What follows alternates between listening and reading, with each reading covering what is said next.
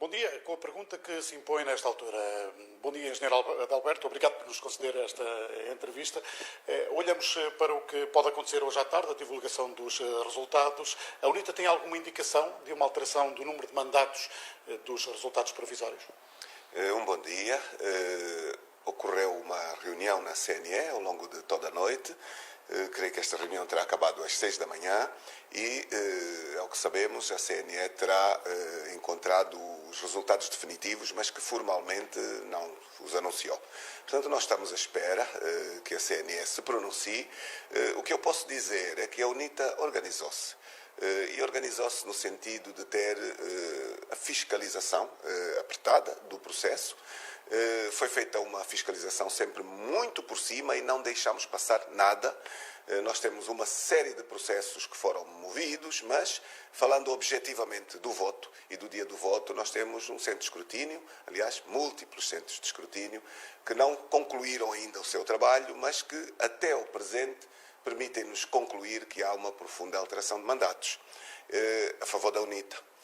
Isto mesmo consubstanciou a declaração que fiz há 2 dias e esperamos que a CNE tenha a coragem de assumir os seus próprios resultados. Porque quando a UNITA assumiu que ia até o fim deste processo, com as instituições que o regime criou, e indiscutivelmente isto foi também um risco para nós, porque temos instituições absolutamente partidarizadas, nós assumimos que devíamos assumir os resultados que estas instituições produzissem. Não estou a dizer resultados que elas divulgam, aquelas que elas produzissem. E faço este esclarecimento porque ele é distinto. A CNE apareceu com resultados que não correspondem aos resultados que as atas nos estão a indicar. Mas esta revisão, a indicação que tem é que vão de encontro a essas reclamações que a UNITA tem apresentado localmente e regionalmente? Não posso estar aqui a especular. Como a CNE não tornou público, eu tenho conhecimento, quero dizer, porque nós estivemos lá responsáveis a acompanhar a reunião. Mas a CNE não tornou público e não é incomum que a CNE torne públicas questões onde as pessoas não estiveram presentes. Tem sido comum também estas questões acontecerem e, portanto, nós vamos esperar que a Comissão Nacional Eleitoral corrija os mandatos, pelo menos até o que temos até aqui, e vamos continuar a processar o centro de escrutínio absolutamente legal alternativo que temos. Também esta é uma outra questão que merece esclarecimento.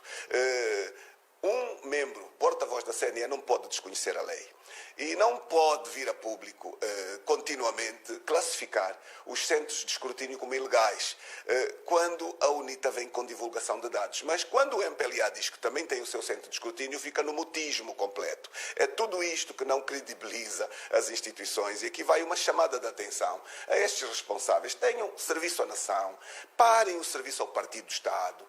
Nós não vamos abdicar de fazer o nosso trabalho com a transparência e o rigor e a responsabilidade que nós assumimos. Portanto, a verdade eleitoral é a que tem que ser respeitada. Não a verdade do senhor que quer o partido A ou o partido B com vantagens, mas a verdade das atas síntese que a própria CNE produziu, que são exatamente estas atas síntese que nós estamos a levar como elemento de referência e que dão mandatos distintos daqueles que a CNE até aqui assumiu. Portanto, é tudo. Olhamos para o processo em Angola, há outras formas de recorrer. Se não estiverem de acordo com o resultado da CNE, podem ir para os tribunais. A rua é uma possibilidade também? Como disse, estamos à espera que a CNE assuma os resultados definitivos. Só nesta situação é que nós podemos tomar decisões. Portanto, até lá, nós não podemos tomá-las. Se, eventualmente, a CNE desrespeitar as próprias atas síntese produzidas pela CNE, portanto, este é que é o lado grave desta questão. Nós, neste momento, não estamos a fazer um discurso político de interpretação, nós não estamos a fazer um discurso especulativo, nós estamos a falar de provas factuais. Nós estamos a falar das atas assinadas produzidas pela própria CNE. Então, estas são as atas que nós estamos a levar como consideração. Se a CNE se desautoriza e, ao limite, não considera esta verdade eleitoral, nós vamos, como primeiro recurso, naturalmente, aquilo que a lei nos impõe à própria CNE, depois as instâncias judiciais que o país tem. Mas eu quero dizer que nós estamos praticamente com estas instâncias esgotadas, porque em todo este processo nenhum daqueles gestores estratégicos mostrou maturidade e responsabilidade. Diria mesmo, não mostrou seriedade. Todo este processo foi conduzido com imensas violações, com a diferença de que nós nunca deixamos de mover os respectivos processos de correção. Mas a UNITA aceitou estar dentro do processo e dizia-me que isso pode ter consequências. Qual é a consequência? É aceitar o resultado. Como disse, nós fomos experimentando as instituições. E quem foram as instituições? O MAT, e o MAT saiu completamente numa ilegalidade.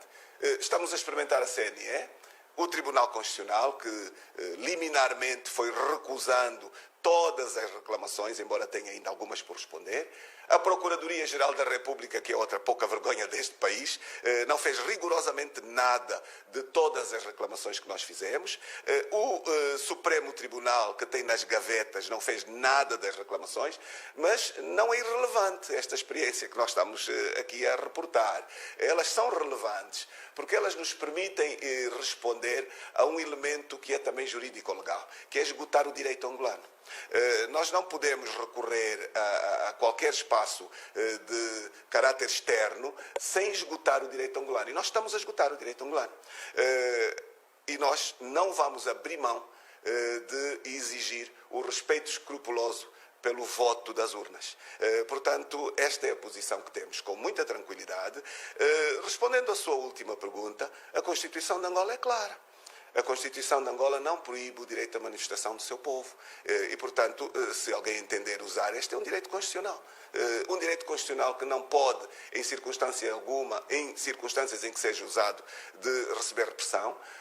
E, portanto, eu penso que nestas questões todas há que ter a calma necessária, a responsabilidade perante o momento. Nós temos noção que estamos num momento delicado, temos noção que estamos a lidar com um partido-Estado que pensa que a governação é uma herança permanente e não é.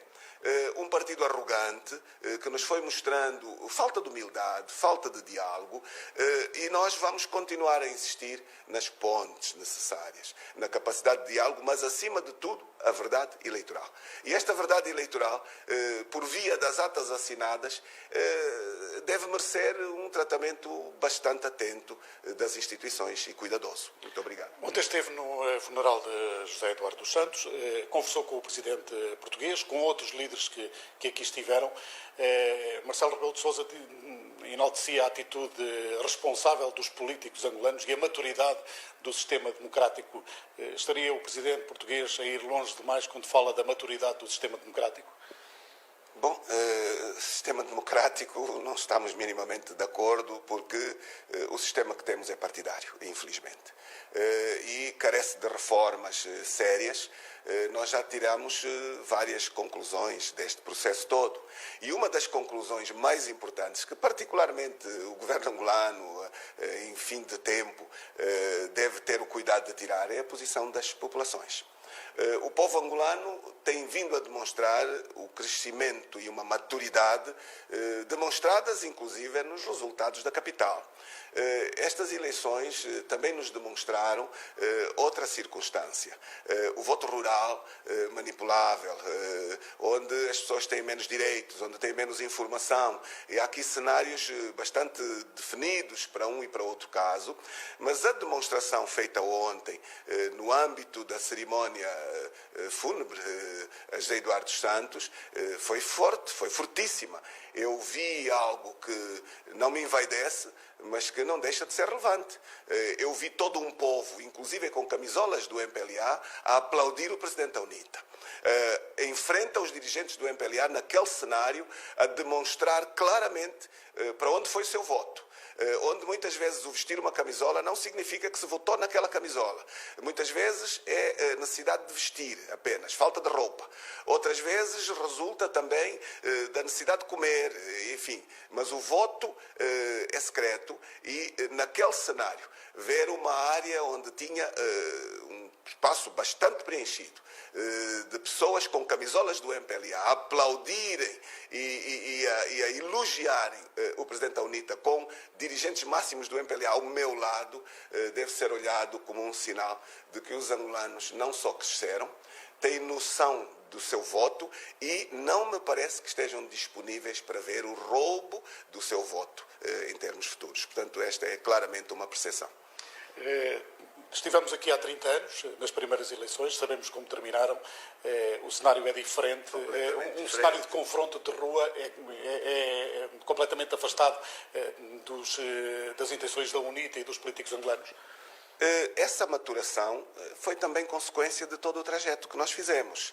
É preciso termos também a humildade de reconhecer que se nós hoje estamos de algum modo a colher algum espaço de maturidade, ela resultou da trajetória toda, dos atos do passado, do trabalho de todos os que estiveram aqui até hoje, e hoje não temos nenhuma dúvida que aqui quem está armado é o Governo, através das Forças de Defesa e Segurança, mas estas Forças de Defesa e Segurança também nos estão a dar um sinal forte de maturidade. É preciso termos também sobre isto muita atenção.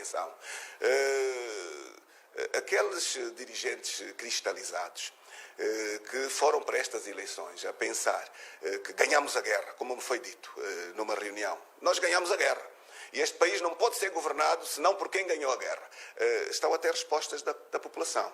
A população não vai atrás destas declarações. As Forças de Defesa e Segurança não vão atrás destas declarações. E o angolano está a mostrar que deve ter dirigentes responsáveis, dirigentes com a transparência suficiente e a coragem para respeitar o povo que temos, porque o soberano aqui é o povo.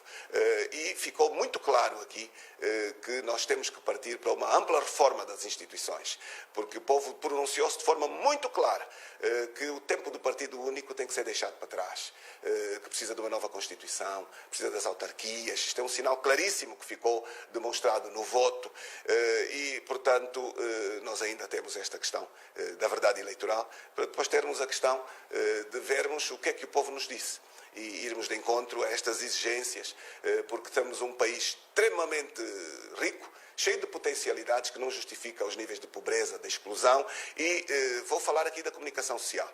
Os seus jornalistas seguramente têm acompanhado a pouca vergonha da televisão pública de Angola e da Zimbo, órgãos tutelados pelo governo angolano, que desde o início do processamento dos resultados eleitorais estão num trabalho vergonhoso, portanto, absolutamente vergonhoso, de caráter partidário, com pessoas que pertencem aos serviços de inteligência convidados para o estúdio, sem pluralidade, sem contraditório, numa intoxicação sem precedentes e em violação à lei, em todos os níveis. Portanto, isto diz também que o MPLA não está tranquilo e devia estar, porque esta maturidade que o povo manifesta, que nós temos tido, tem encontrado efetivamente uma grande diferença na postura dos órgãos públicos, nas instituições, que não estão a saber estar à altura do desafio. E deviam parar com esta pouca vergonha. Pessoas que são instrumentalizadas, bocas de aluguer, absolutamente de irresponsabilidade absoluta e de absoluta falta de deontologia jornalística. Eu gostava de já ter ouvido o Sindicato de Jornalistas, que tem sido um órgão extremamente atuante, à altura, pronunciar-se sobre esta ausência total de pluralidade e de deontologia jornalística, que também é um mau serviço, péssimo, que se está a prestar ao país. Muito obrigado, engenheiro Adalberto Costa.